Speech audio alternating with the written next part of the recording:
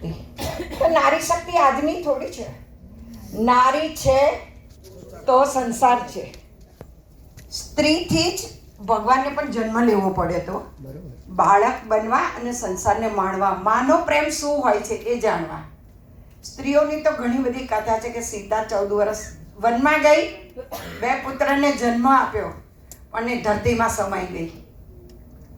એટલી બધી કથાઓ કે જે આપણે એનું વર્ણન કરીએ તો કાંઈ નથી. એટલે સ્ત્રી શક્તિ તો મહાન છે.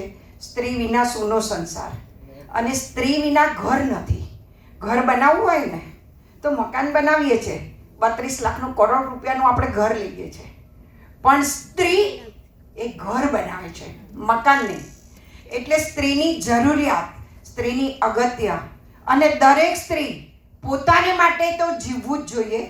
જિંદગી આખી જાય આપણી 70 વર્ષ મને થયા, એવી રીતે 70 થાય, 50 થાય કે 80 થાય, તમારા માટે 24 કલાકમાંથી 24 મિનિટ આપણે કાઢીએ ને તો નારી શક્તિ મહાન છે. બધા માટે આપણે જીવીએ છીએ.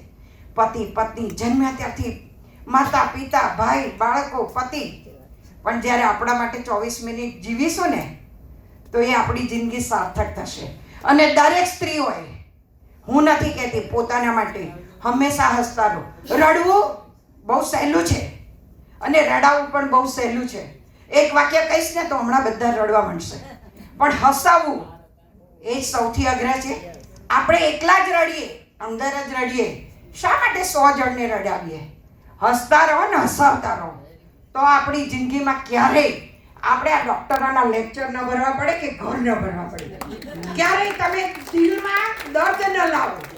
દર્દ હોય છે કોઈને પણ, મને નથી એવું નહીં. દરેક સ્ત્રીને, પુરુષને, પુરુષ પણ મહાન જ છે, પણ આપણે બધાને કહી શકીએ છીએ. એ સ્ત્રી શક્તિ નથી તો બીજું શું છે?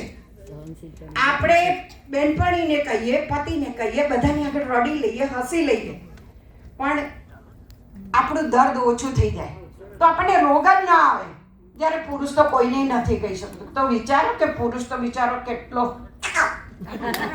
એટલે આપણે મહાન છીએ અને આપણા માટે જ આપણે જીવવાનું છે. દરેક આપણા માટે છે જ. એ સ્ત્રી શક્તિનું એક પ્રૂફ છે. મહાન છીએ જ આપણે, પણ એનું ક્યારેય અભિમાન ન કરો અને સ્ત્રીનું ક્યારેય અપમાન ન કરો. બહેન છે, દેરાણી છે, જેઠાણી છે, સાસુ છે, દરેકને માન સન્માન. આજે સ્વતંત્રતા સ્ત્રીને મળી છે, પણ સાથે સાથે આપણે બધા જાણીએ છીએ અંદરથી કે સ્વચ્છંદતા વધી ગઈ છે.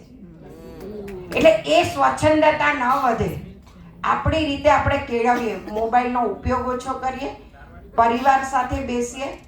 એક 10 મિનિટ મેં બેસીશું ને તો આપણો પરિવાર આનંદિત થઈ જશે. એ સ્ત્રીની મહાનતા. Thank you everybody. હસતા રહો. ગુડ. Happy women's day. જય હિન્દ. વંદે માતરમ. થેન્ક્સ ફોર ગાયત્રી બેન કે આપણને હંમેશા આવા નવા પ્રોગ્રામ આપે છે. આપતા રહે ને વધારે ભાગ લો. આ 200 ની સંખ્યામાં 4 જણા શું કામ ભાગ લે? 40 જણા બેન કંટાળી જવા જોઈએ.